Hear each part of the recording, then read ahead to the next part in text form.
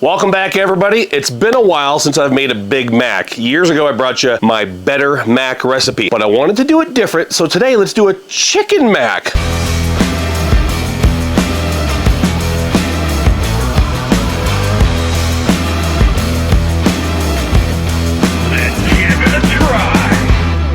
As I said, I've done Big Mac recipes in the past. The other Griddle pros have done it. Lots of Griddle Nation have tried their hand at Big Mac. In the past, I've used Thousand Island dressing. Is it what they use at McDonald's? No, but it's really close. So in a pinch, Thousand Island dressing, and that's your special sauce. Delicious. In prepping for this video, I watched a few videos of other cooks making their version of the special sauce, so I'm gonna take a little bit from each of them. I'm gonna start things out with roughly a half cup of mayo, roughly 3 tablespoons of yellow mustard, and ketchup. Some people use ketchup, some people don't. I like to add ketchup to my Big Mac, so we're putting ketchup in the sauce. 3 tablespoons of ketchup and about a 1/4 cup pickle relish. Everybody prefers the sweeter version. The Wickles brand I tried, it's nice because it's sweet, but not as sweet as others. I would say it's a cross between sweet and kosher Dill flavor. About a 1/4 cup pickle relish, diced onion to taste. I think we have about a 1/4 cup here. And I'll season this to taste as well. We'll start with black pepper, granulated garlic, and salt.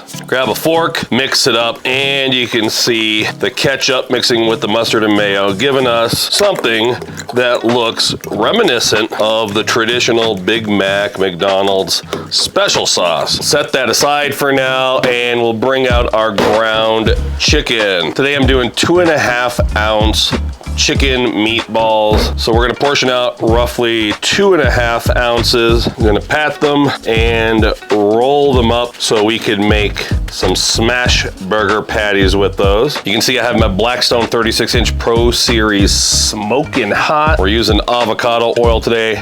Typically I'm using avocado oil or extra virgin olive oil. Rub that into the griddle top. And be careful, I'm choosing to use my bare hand, but remember that's a 500-600 degree griddle top. You might want to use gloves or tongs, be careful. Down with my chicken meatballs, parchment paper and the Blackstone press and sear burger tool. I have not broke this thing out in over a year, so let's get to it.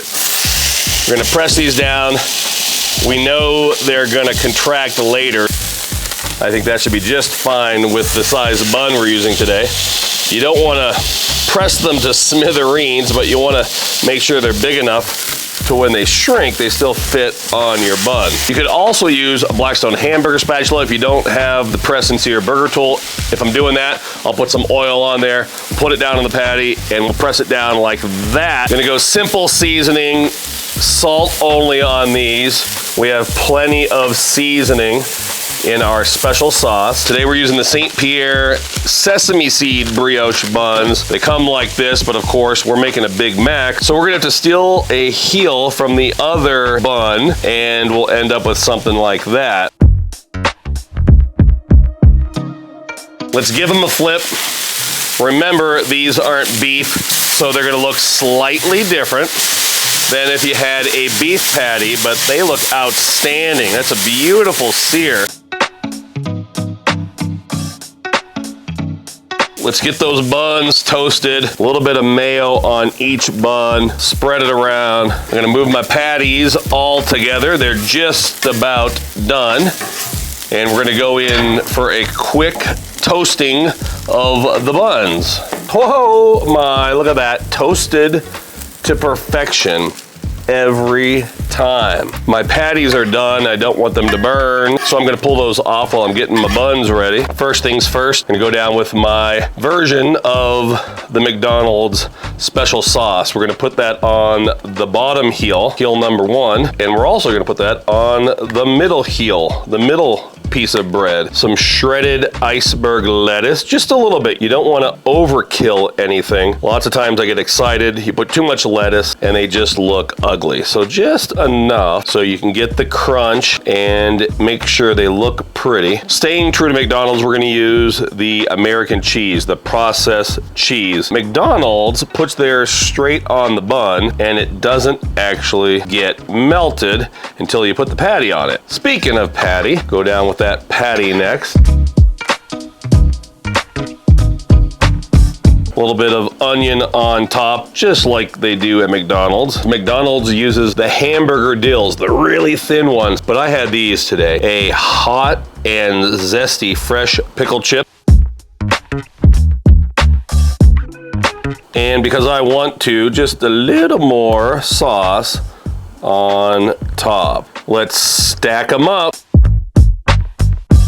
And those beautiful McDonald's-like sesame seed crowns on top. Take a look at that. It's my take on a McDonald's Big Mac, only we did it with chicken. I call it a chicken mac. They look absolutely beautiful. And that's the result, a picture-perfect chicken Big Mac. Let's give it a try. You might need to crunch it up a little bit.